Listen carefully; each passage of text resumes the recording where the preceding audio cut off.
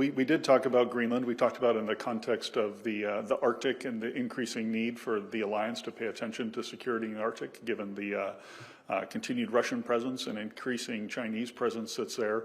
I think it's been reported widely that we're doing some planning now on a new Arctic mission called Arctic Sentry that has not kicked off yet, but we're in the final stages of planning for that enhanced vigilance activity. I'll actually go back to my headquarters later tonight, and tomorrow I'll take a brief from our commander of Joint Force Command Norfolk, who's in charge of this. He'll present that to me tomorrow, and if the brief goes well and we've met all the ticks, and we might have something that we can announce later this week on how we're moving forward on that. But this was one of the two areas that our Secretary General discussed with President Trump when they were in Davos. So I think it's an essential pillar of the way forward for Arctic security, and looking forward to contribute to that.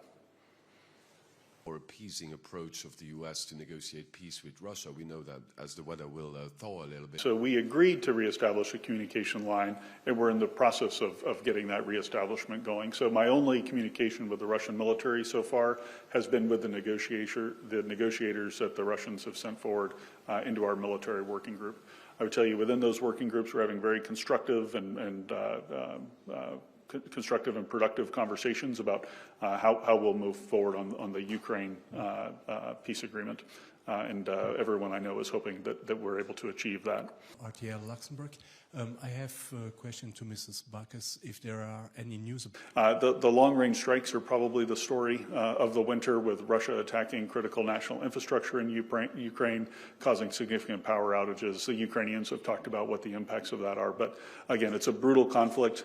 We all are working to achieve President Trump's vision of peace in Ukraine so that we can move on.